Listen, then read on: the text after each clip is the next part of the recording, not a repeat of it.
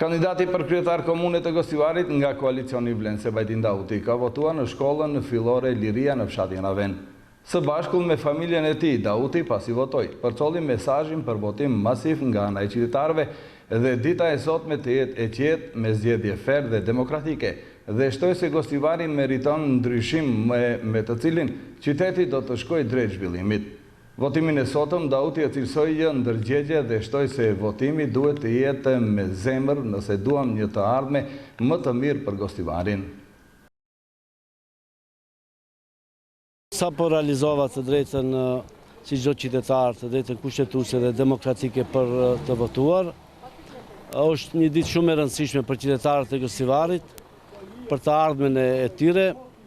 I ftoj të gjithë qytetarët e Gostivarit që të dalin lirshëm të votojnë me ndërgjegje, me zemër, me përgjegjësi më të madhe për një të ardhme më të mirë për Gostivarin dhe për qytetarët e Gostivarit, për një qytet të lirë, demokratik, me dinjitet.